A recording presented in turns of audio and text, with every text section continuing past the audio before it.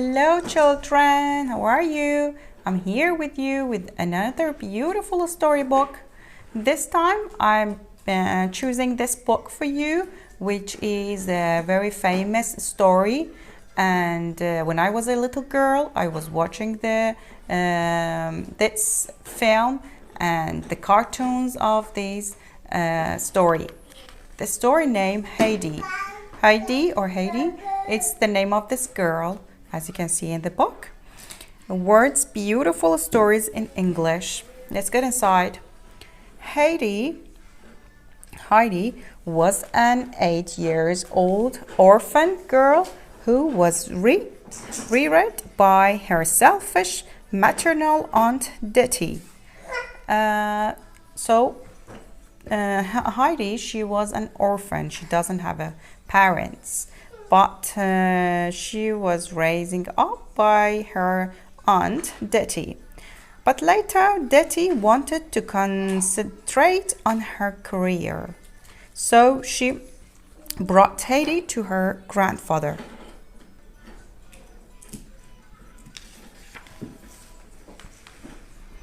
He was a queer old man. Means he's an odd person. He's weird. Queer old man living in an alpine cottage far from the village. The name of that called alpine because of the mountains, Alp mountains. He was therefore called Uncle Alp. Uncle Alp was kind-hearted but mistrusted anybody and wanted to keep the child away from all the evils of the world. So he refused to send Heidi to school. Heidi made friends with Peter the goatherd and went with him up the mountains every day as he tended the goats. So Peter was taking care of the goats.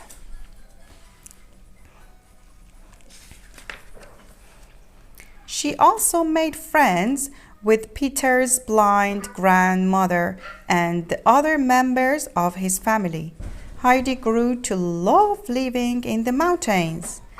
A few years later, Detty came back. She wanted to take Heidi to Frankfurt to be a companion to Clara, a crippled girl of a rich family.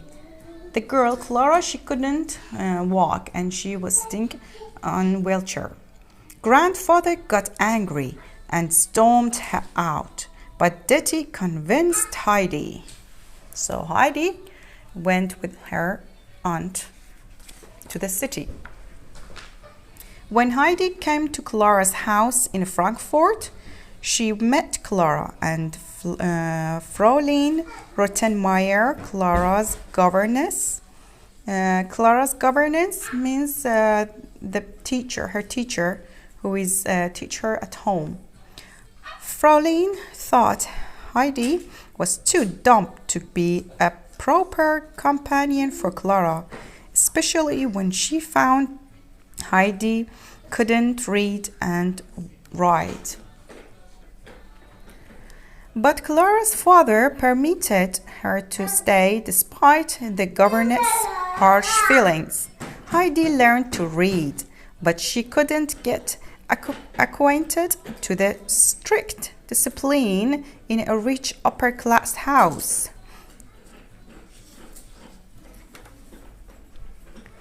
She felt very lonesome and got depressed by the grey, anonymous city. She doesn't like living in the city. She doesn't get used to. When Clara's grandma came, she became very friendly with Heidi. She liked Heidi and helped her to read. Heidi became ill of homesickness. She was fond of village life. She started to walk in her sleep. Finally, Clara's father and the doctor of the family decided to stay up till midnight and found her walking in her sleep. He found right diagnosis and sent her back to the Alp. Heidi came back to the mountains. She was so happy to see everything back in her life. Mountains, Peter, his grandfather, grandmother, and her grandfather. Grandfather was very happy to have her back. He regained his faith in God. Next summer, Clara visited Heidi in the village with her grandma. They decided to let Clara stay there for a while with Heidi and gain benefit from the health-giving mountain air. They went to the pastures and Heidi showed Clara all the beauty of her world.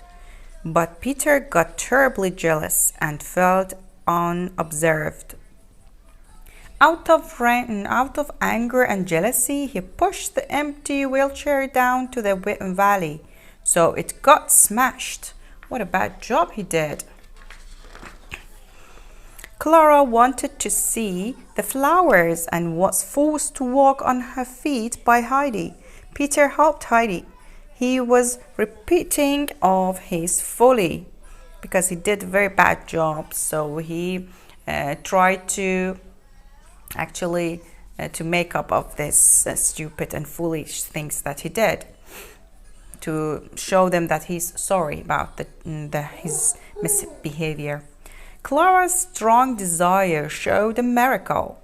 She overcame her handicap. Healing at body, spirit, and soul is that healthy alpine word Clara's father was called. Clara's father was so happy, so he shouted loudly from his happiness. He was so happy to see her daughter standing on her own feet. He couldn't believe his eyes. It was a miracle. Heidi thanked God for the miracle. She was very happy for Clara, who became her very good friend when she was in the city. I hope you enjoyed listening and reading this book with me. It was world famous fairy tales, and I'm so happy to read this for you. Sorry, I'm a little bit coughing, and sorry for my voice. I hope to see you soon, tomorrow or the day after tomorrow. See you soon.